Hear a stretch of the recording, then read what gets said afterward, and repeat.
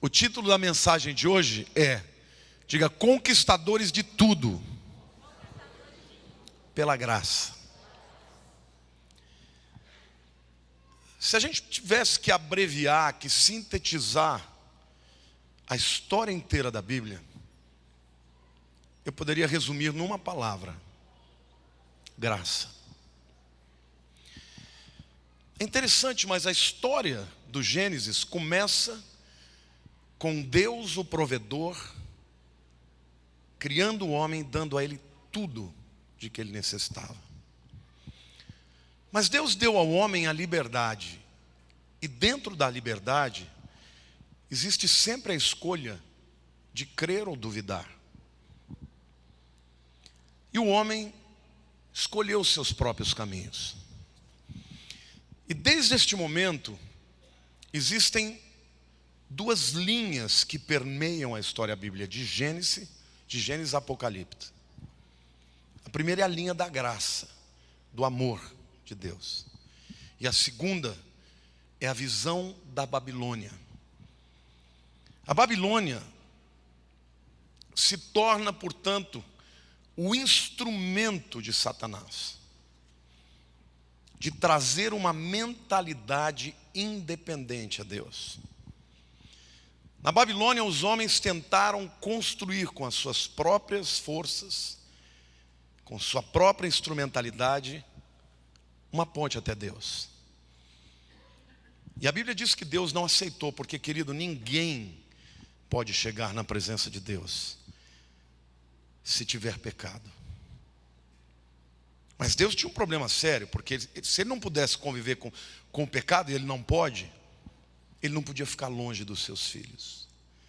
Por isso ele mandou Jesus. E quando você olha para a Bíblia, até no final dos tempos, a luta que vai existir entre um Deus de graça e o Deus da Babilônia. A Bíblia chama do império das trevas e o reino do Filho do seu amor.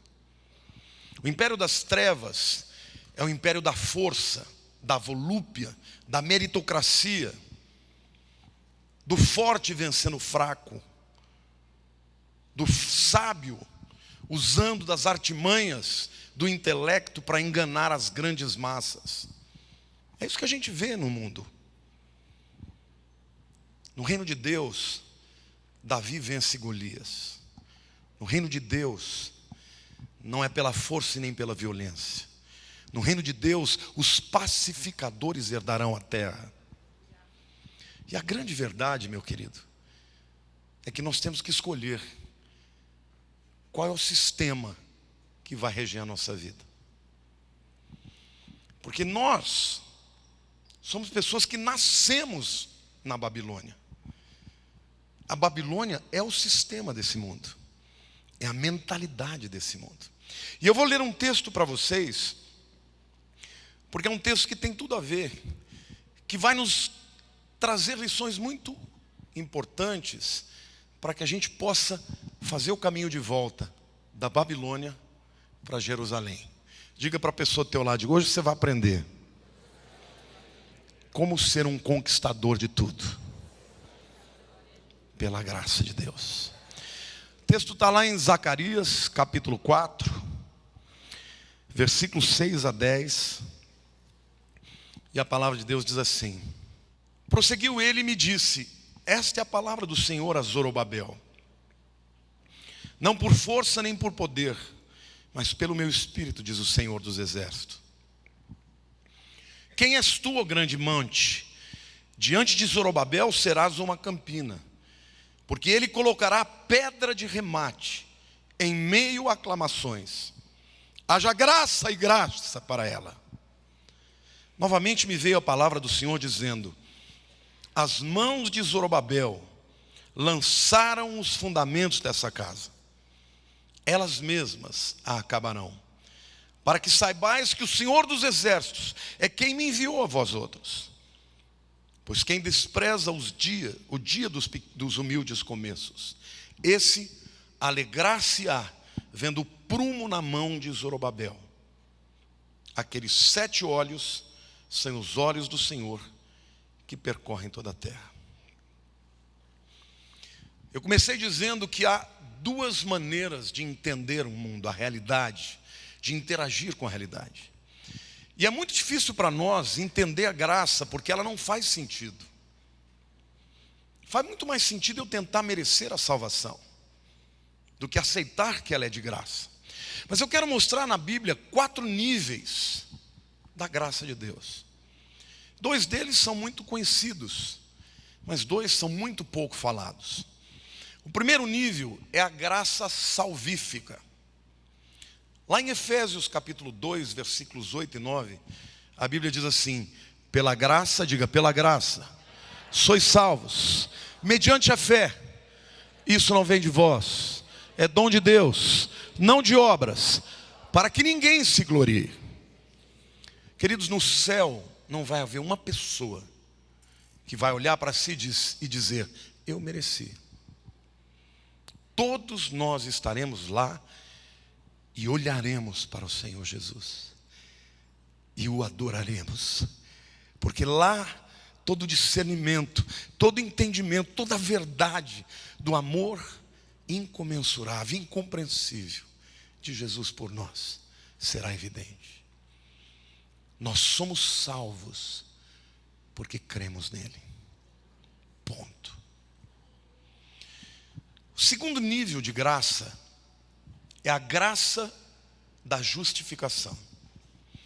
Quando Paulo fala em Romanos capítulo 5, versículo 1, sobre esta figura jurídica da justificação, justificação, na verdade, é um ato do juiz de atribuir justiça ao réu culpado. E o que Paulo está dizendo é literalmente isso. No capítulo 1 ele diz que todos os judeus estão em pecado, todos os gentios. No 2, todos os judeus. No 3, todos pecaram e destituídos estão da glória de Deus. No 4, ele começa a contar a história de Abraão, um homem que foi justificado pela fé. E no 5, ele nos mostra que no dia que você creu em Jesus, os nossos pecados foram transferidos para ele, a sua justiça foi transferida para nós. Não é bênção isso? Queridos, quando Deus olha para você, ele não vê os nossos pecados. A Bíblia diz que ele lança os nossos pecados nas profundezas do mar e deles não se lembra. Mas isso é um paradoxo. Como é que pode um Deus que tudo sabe não se lembrar? É óbvio que isso é um antropomorfismo, é uma característica humana atribuída a Deus. Deus não se esquece, ele sabe tudo, mas ele não mais reputa aquele pecado. É como se ele nunca tivesse existido. Diga assim: graça.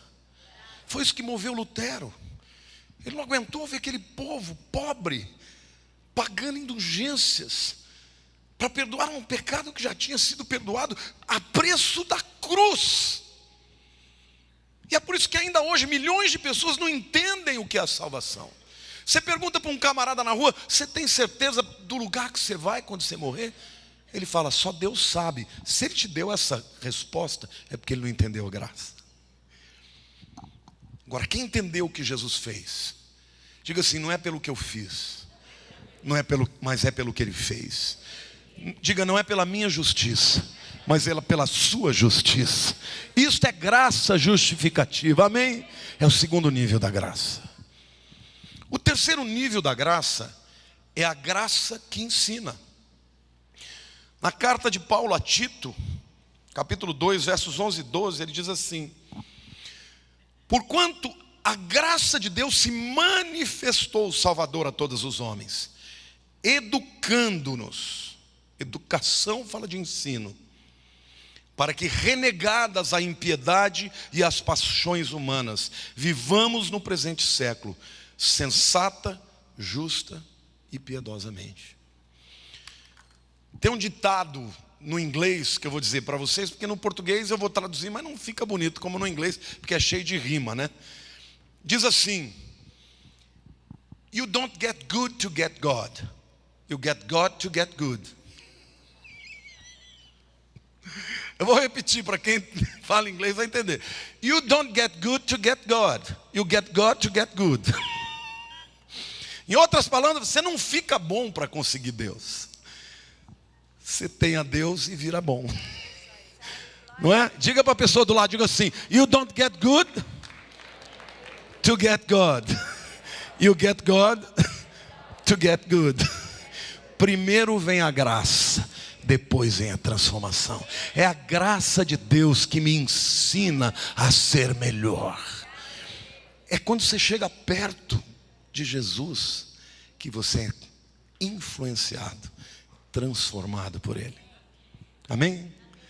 Glória a Deus, diga assim: a graça salvífica, a graça justificadora, a graça que nos ensina, e o último nível é a graça capacitadora.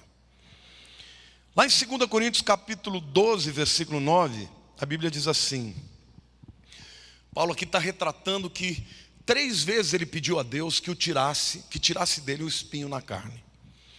E Deus responde para ele assim, então ele me disse: a minha graça te basta, porque o poder se aperfeiçoa na fraqueza.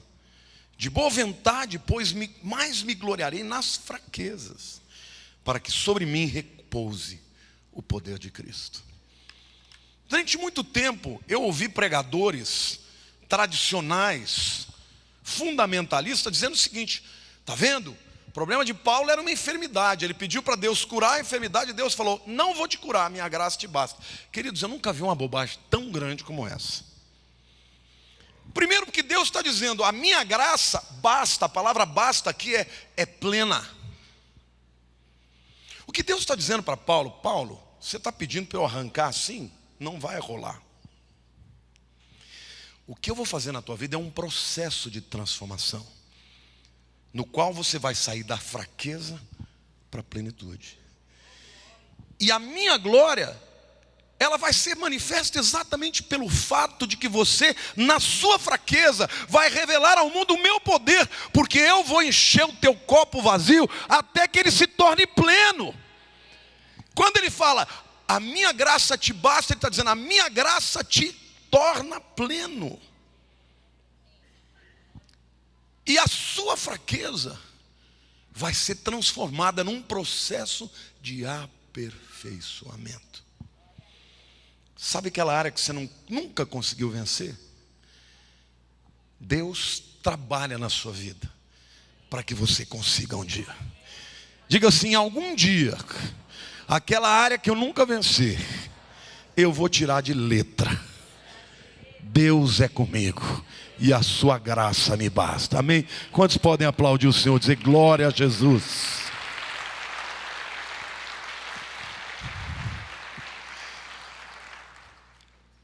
É esta graça capacitadora que se manifestou na vida de Zorobabel.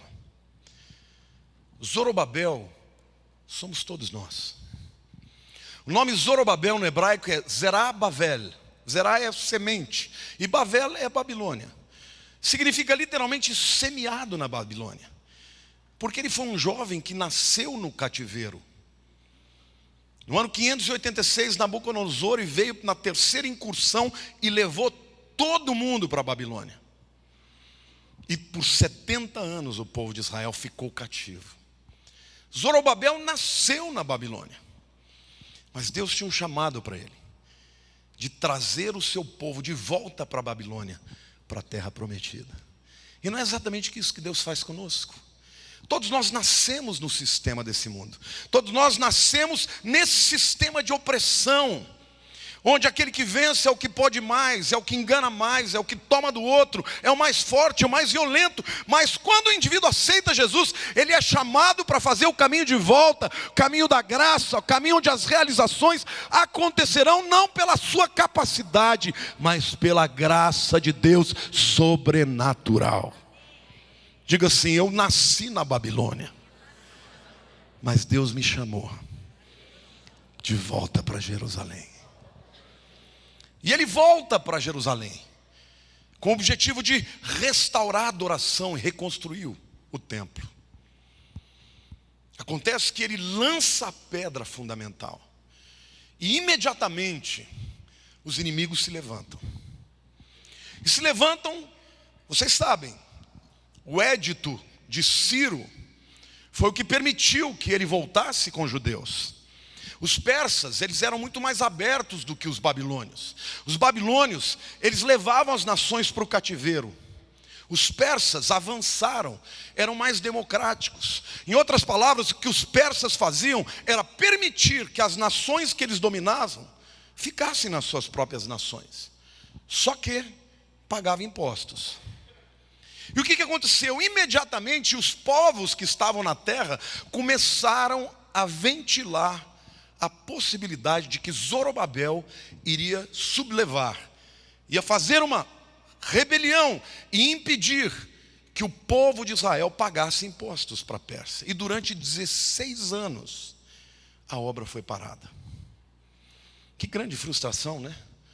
Ser chamado para conduzir um povo e com toda a sinceridade do coração, ele não tinha nenhum objetivo de se levantar contra os persas, até porque seria uma bobagem, uma loucura, o maior império daquele tempo. Mas por causa da política, da inveja, dos esquemas, quantos de vocês já passaram por esse tipo de coisa? Injustiça, mentira, fofocaiada, coisa de gente. Império da Babilônia, estratégia do diabo, mentira, politicagem, disputa de poder. E durante 16 anos aquele camarada ficou triste, porque ele achou que ele não ia mais completar a obra de Deus na vida dele. Mas um dia Deus levanta um profeta chamado Zacarias. E Zacarias, era bem histriônico. Deus, quando fala com ele, aliás, os profetas são tudo meio doido, né? Deus mostra para ele o que aconteceu na história de Zorobabel. Deus fala assim: ô Zacarias, você vai lá falar para o Zorobabel o que ele tem que fazer. E Deus mostrou para ele que na hora que ele lançou a pedra fundamental, uma montanha se levantou. E Deus falou para ele assim: pergunte, questione, quem é essa montanha? E diga para ele fazer isso. Literalmente questionar a montanha, dizer: quem é você para se levantar, para se interpor ao propósito de Deus para a minha vida? E Deus diz assim: diga para ele que essa montanha diante de Zorobabel será uma planície. E Deus falou assim: as mãos de Zorobabel, as mesmas mãos que lançaram a pedra fundamental, lançarão a pedra de remate. E essa pedra de remate era a última pedra na construção. E quando ela era colocada sobre o edifício, todos os trabalhadores gritavam: está consumado, acabou, está pronta, a obra foi realizada. Deus estava dizendo: pode dizer para ele, que ainda que tenham passado 16 anos, o que ele começou, ele vai terminar. Diga para a pessoa do teu lado: essa é a palavra de Deus para a tua vida hoje. Diga assim: Deus tem graça para você.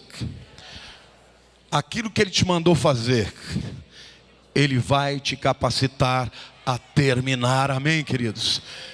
E eu quero, pode aplaudir o Senhor, diga: eu creio.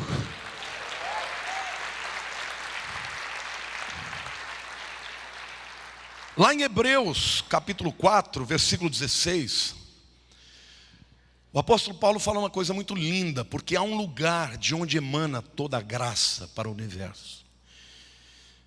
E o texto diz: acheguemo-nos. Diga assim: acheguemo-nos.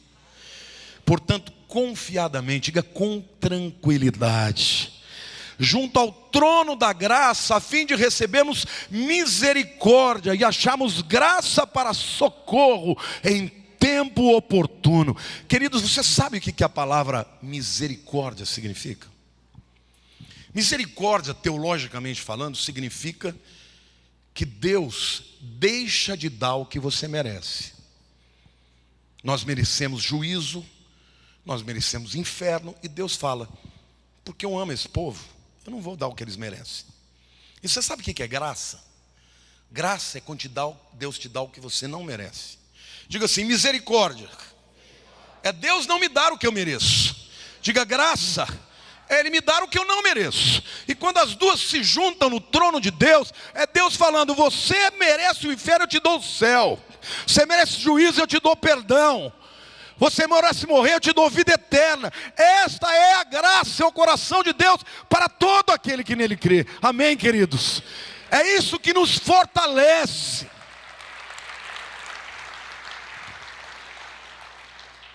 Eu só fui entender o amor de Deus quando eu fui pai.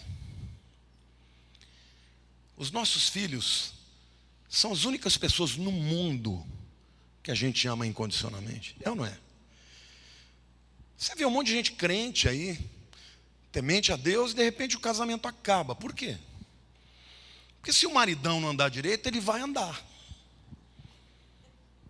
Se a esposinha não andar direito, ela vai dançar. Mas você já viu algum pai ou alguma mãe dizer para o filho: olha, você não andou direito essa semana, não vai comer, não vou lavar roupa, você vai ficar lá na cozinha, comer com o cachorro. Amor de pai e de mãe, teu filho pode ser o cão, não vai ser em nome de Jesus, mas você vai amar até o fim. E Jesus disse: se vós que sois maus, sabeis dar boas dádivas aos vossos filhos, que dirá o Pai Celeste, vos dará todas as coisas.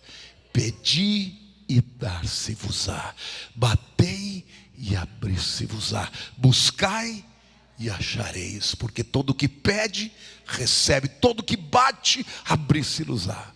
Amém? Diga graça. É a graça de Deus, meu querido, que vai te capacitar.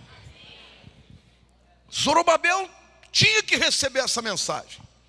Ele tinha que receber a mensagem de que a graça capacitadora de Deus iria reverter aquela situação. E ele, que estava apequenado, atemorizado, frustrado, tinha que começar de novo. Diga para a pessoa do teu lado: às vezes você parou alguma coisa, mas Deus está te dizendo que você pode começar de novo, porque Ele tem graça para a tua vida, para que você complete a boa obra que Ele começou em vós. Amém? E Deus então manda Zacarias trazer esta mensagem para Zorobabel. E dentro desta revelação, deste ato profético que ele teria que fazer, temos aqui algumas lições muito práticas sobre como a graça realizadora de Deus acontece para a gente. A primeira coisa que Zacarias devia dizer a Zorobabel é que ele não ia vencer nem pela força, nem pelo poder, mas pelo meu espírito. E esta é a coisa mais difícil para nós. Com a boca a gente declara fé, mas na praxis a gente fica ansioso. Sabe o que é isso? Mentalidade da Babilônia.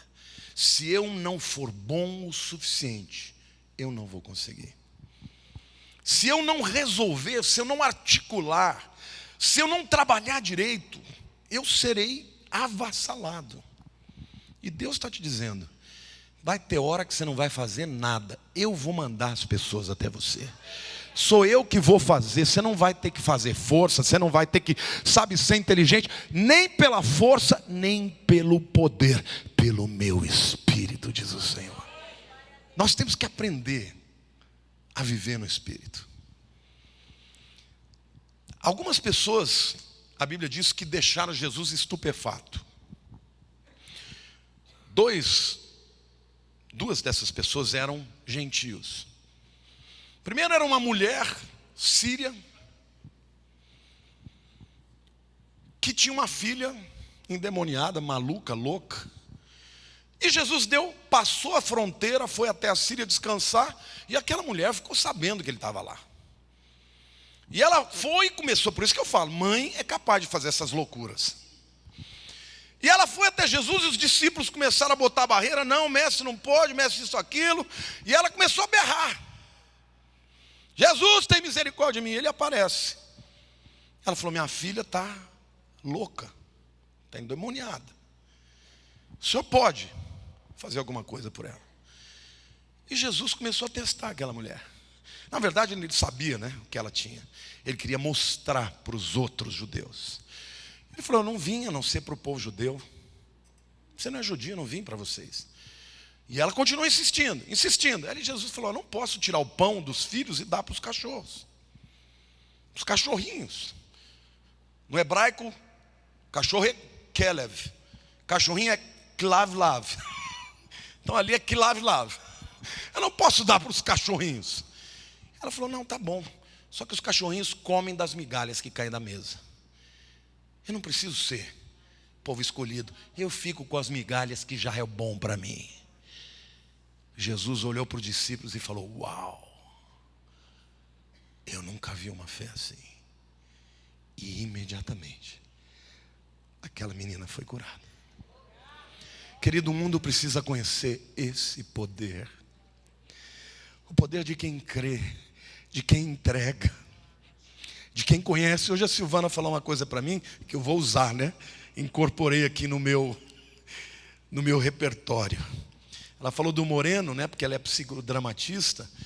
Falou que você percebe o universo no intelecto, mas você discerne a pessoa. Como é? Discerne a pessoa? Através do amor. Com Jesus é assim.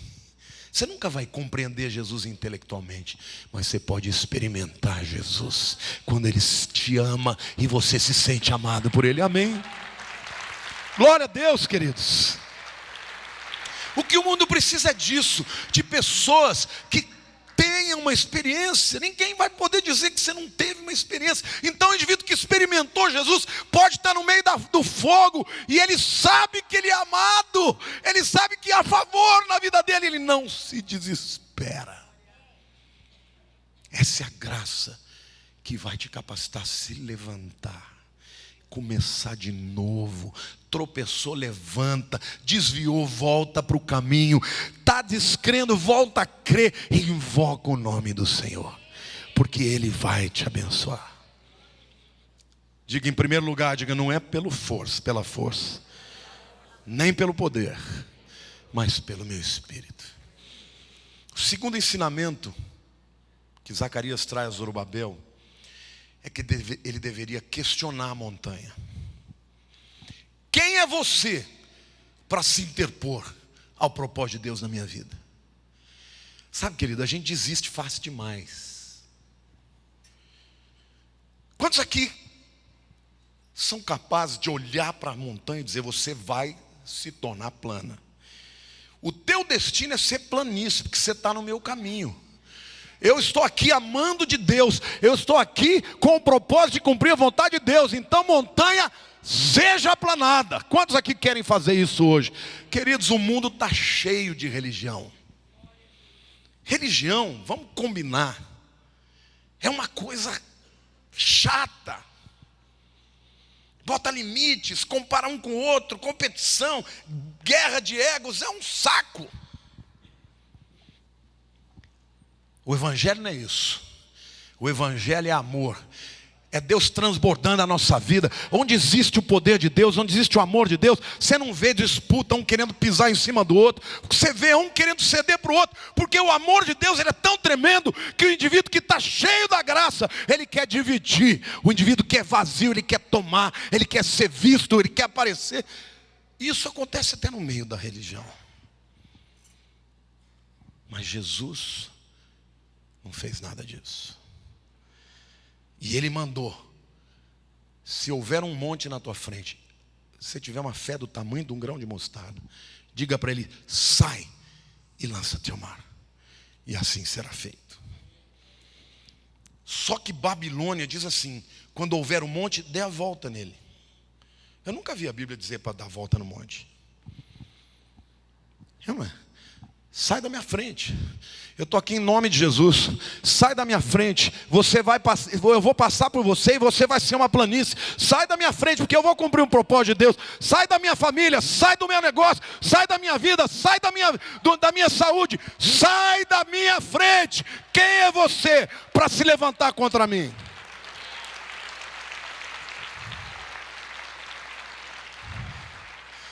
Deus manda Zorobabel fazer isso. Toma posição, meu querido. Tu vai ficar chorando porque não deu certo. Começa de novo. Começa de novo. Questione a montanha. Não questione a sua fé. Questione o seu problema. A autoridade, a veracidade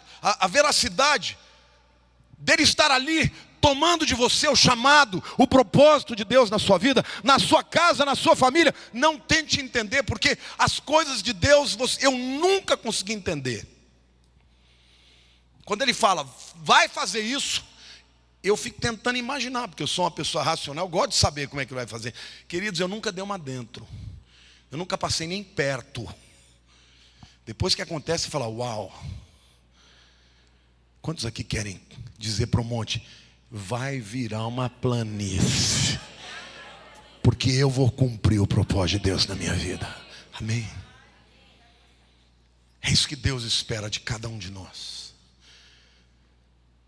Em primeiro lugar, portanto, pelo meu espírito. Em segundo lugar, questione os obstáculos. Não desista diante deles. Deus te dá a capacidade de saltá-los. Em terceiro lugar, Deus manda ele fazer uma coisa ainda mais louca. Zorobabel, 16 anos atrás, tinha botado a pedra fundamental, a pedra de esquina. Naquele tempo a fundação começava com uma pedra enorme, retangular, sobre a qual as paredes eram construídas e aprumadas. E não tinha mais nada além daquilo. E Deus fala, vai lá e bota a pedra de remate. Isso é um ato profético. É isso que Deus manda fazer. Quando você olha para aquilo que Deus te mandou fazer, ainda que esteja só no comecinho, você já tem que visualizar o fim da obra. Porque a pedra de remate é a última pedra. E Deus manda ele fazer o seguinte, vai lá, bota a pedra de remate e grita para ela, graça, graça. É maluco, né?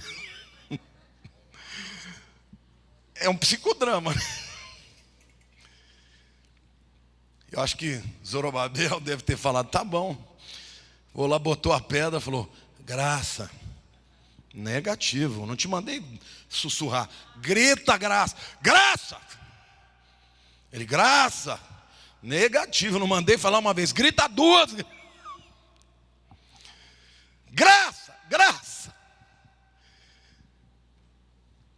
E os historiadores, os rabinos dizem que no momento em que ele fez esse ato profético, as pessoas começaram a vir de todo lugar, dizendo, eu estou nessa, eu vou ajudar, eu vou trazer material, vou trazer pedra, eu estou fazendo parte disso. E ali naquele ato profético começou de novo, e em 3 anos a obra estava completa, porque ele ousou declarar graça sobre aquela pedra de remate. Mas aqui também há um sentido profético para o futuro. Quem é a pedra de esquina que os construtores rejeitaram? Jesus. E quem é que terminou a sua obra e quando a terminou bradou, está consumado? Jesus, lá na cruz. Ele é a pedra de esquina e a pedra de remate. E porque ele completou, você também vai completar. É porque a palavra de Deus diz, aquele que começou uma boa obra em vós, há de completá-la até o dia de Cristo. Amém? Querido, você não vê, você não sabe como, você não sabe de que jeito, você não sabe quando, mas você continua profetizando, graça, graça, Deus vai mudar minha família, Deus vai transformar meu casamento, Deus vai mudar a minha vida. Graça, é pela graça, pelo poder de Deus, não é pela minha capacidade. Amém? Porque essa dinâmica de ter que merecer, de ter que conseguir, de ter que ser forte, expõe a todos nós a consciência das nossas limitações. Até porque nós não usamos as armas que os outros usam. Aí fora as pessoas traem, mentem, trucidam, dominam. Não é isso. É uma relação de dominação, de disputa de espaço em todo lugar. Dá canseira. Jesus fala: tomai o meu jugo e aprendei de mim, que sou manso e humilde de coração, e achareis descanso para as vossas almas. Você já descansou em Deus? Quando você descansa em Deus mesmo, chega uma hora que você não esquenta mais a moringa. Ele vai fazer. E às vezes Deus te deixa numa situação que você não pode fazer nada. Você está atadinho assim, ó. E aí Ele fala: é agora que eu vou operar. Deus está dizendo para você hoje, querido, que é hora de você profetizar a graça. Nós precisamos de ser transformados na mentalidade. Deus é bom, vai dar certo. Ele cuida dos seus. Quantos aqui são pais ou mães? Se você pudesse controlar o futuro dos seus filhos, eles passariam por alguma situação de perrengue? Eles passariam fome? Eles casariam com a pessoa errada? Eles deixariam de estudar? Você daria um bom emprego para eles? O que você faria pelo seu filho? Tudo. Por que você acha que Deus tem coisa ruim para você? Deus tem o melhor para você. Graça. Diga assim: graça, graça. Graça, graça. Graça, graça. E quando você tem graça, você ri. O que é um indivíduo engraçado? É o que provoca riso. Deus não te chamou para ser o crente urucubaca. O indivíduo que entrou, todo mundo fala: meu Deus, deixa embora que o ambiente pesou. Deus te chamou para ser portador de graça, para dividir a graça. Querido, graça é irmã gêmea da fé. Na sua vida, para Zorobabel, nós somos Zorobabel. Nós nascemos na Babilônia.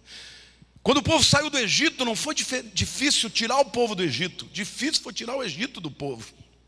Porque quem nasce com a visão de escravo, na primeira dificuldade queria voltar para comer melão. Meu querido, o melão pode estar muito doce, mas melão para escravo não é bom. Bom é você comer melão com liberdade. E Deus tem isso para a tua vida. E a igreja precisa ser portadora desta mensagem de graça.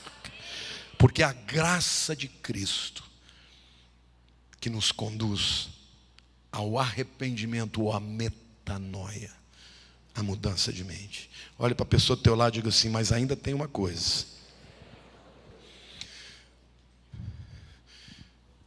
Deus fala para Zorobabel, através de Zacarias: a pessoa que desprezar os pequenos começos, ou os humildes começos, o máximo que ela vai viver é se alegrar em ver Zorobabel cumprindo a obra, com prumo na mão, dizendo: a parede está boa, está reta, posso botar pedra de remate.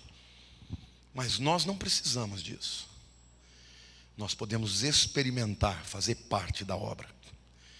Melhor do que ver é experimentar, é ajudar a construir. Querido, se você olhar para uma pessoa que anda na graça, você vai olhar para a família dela. É uma família bonita. Se você olhar para as pessoas que estão em volta dela, são pessoas curadas, saradas. Se você não tiver graça na tua vida, você vai ser instrumento de destruição.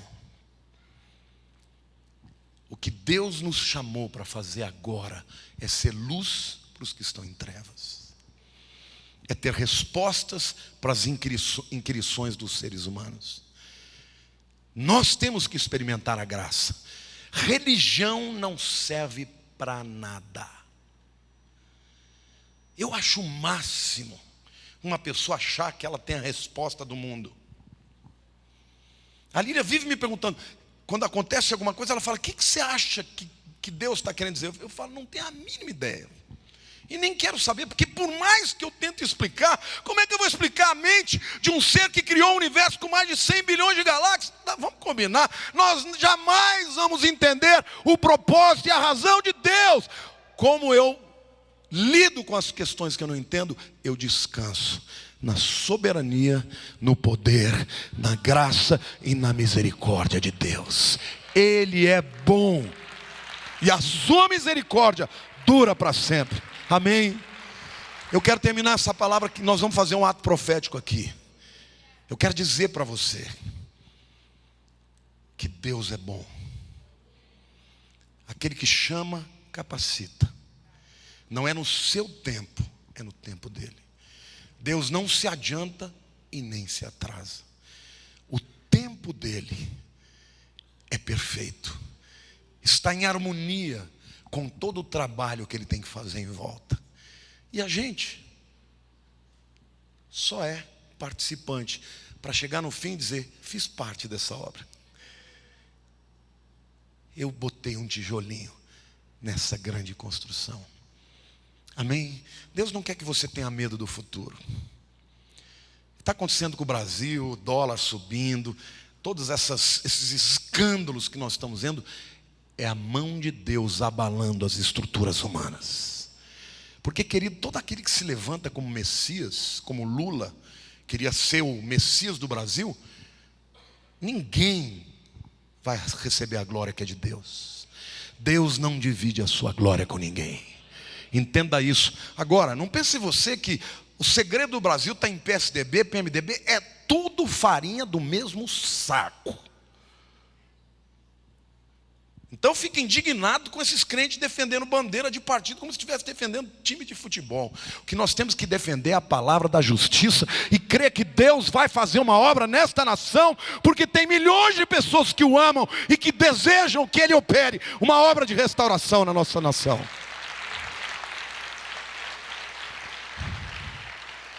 Nós temos que lidar com a Babilônia, temos que entender os meandros. Temos que saber ser como Daniel, que viveu em 3 impérios e foi luz em todos eles, sem nunca ter se contaminado. Aquele que começou uma boa obra há de completá-la. Fica de pé, meu querido. Levante a mão para o céu, diga: Senhor meu Deus, eu sou Zorobabel. Nasci num sistema de opressão, de medo, que vive na meritocracia. E algumas vezes eu prevaleço porque sou mais forte. Outras vezes eu perco porque sou mais fraco. Mas o Senhor me chama de volta para viver em Jerusalém, debaixo do reino do Filho do seu amor. E eu quero declarar na minha vida que eu quero aprender a andar no teu espírito e não na força do braço. Eu quero aprender a resistir espiritualmente às montanhas que se colocam diante de mim. E em nome de Jesus, eu não quero desprezar os pequenos começos. Senhor, as pequenas atuações do Senhor na minha vida são uma semente que frutificará para a glória do teu nome. Senhor meu Deus, levanta a minha vida, levanta a minha família, transforma, Senhor, aquilo que é meu, porque eu tenho aliança contigo. Quem eu amo, o Senhor ama, e por isso eu declaro que o Senhor vai completar na minha vida, e pelas minhas mãos, não só a pedra de fundamento, mas a pedra de remate será colocada por mim. E quando terminarem os dias que o Senhor tem para mim nessa vida, eu receberei de ti o teu galardão, para a honra e glória do teu nome. Eu me entrego, eu me rendo ao Senhor, porque eu confio em ti. Muito obrigado pela graça salvífica, pela graça que justifica, pela graça que ensina, pela graça que capacita. Maior o que está em mim do que o que está no mundo. para a honra e glória do teu nome. Aleluia. Glória ao Senhor, Senhor. Amém.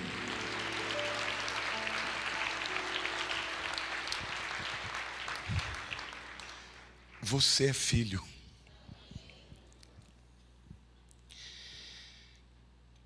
Eu me sinto tão amado por Deus. Eu conheço tantos meus defeitos, mas eu sinto o amor de Deus na minha vida.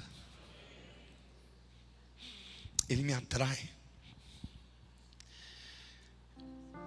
E eu tenho pedido a Ele para ser instrumento de resgate dos que foram desamados, dos que foram rejeitados. Porque Deus mandou o seu único filho para que todos nós nos tornássemos filhos. Jesus disse: se o grão de trigo caindo na terra não morrer, não produz fruto. Duas pessoas na ceia do Senhor trairiam Jesus, e ele já sabia. E ele partilhou a ceia com os dois, Judas e Pedro. Um escolheu o caminho da Babilônia, da meritocracia. Depois de trair a Jesus por 30 moedas de prata, Judas quis reverter o seu pecado com a própria vida. Como se ele tirar a sua vida fosse subverter a besteira que ele fez. Pedro não. Pedro também pecou, também traiu, também negou. Até amaldiçoou quando perguntaram se ele conhecia Jesus. Judas fugiu de Deus. Pedro fugiu para Deus. Queridos, a graça é uma coisa tão linda. No começo do ministério de Jesus,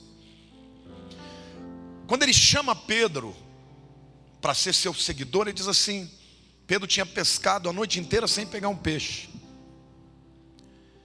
E naquele momento, Jesus fala: joga a rede do outro lado. E Pedro joga. Quando os peixes começaram a pular e ele viu o poder de Jesus, ele caiu de joelho e falou: apartai de mim, Senhor, eu sou homem pecador, eu não sou digno da tua presença. Ele não conhecia o amor de Jesus ainda. Ele ainda nem tinha pecado, mas ele viu o poder de Jesus de uma maneira tão poderosa que ele temeu. Isso é o homem antes de conhecer. Depois da morte de Jesus, Jesus também aparece de novo na praia, e os discípulos mais uma vez estão chegando, estão a mais ou menos 200 metros, ou 200 jardas, como diz a Bíblia, e não tinham pescado nada. E Jesus fala: ei aí, joga a rede para o outro lado.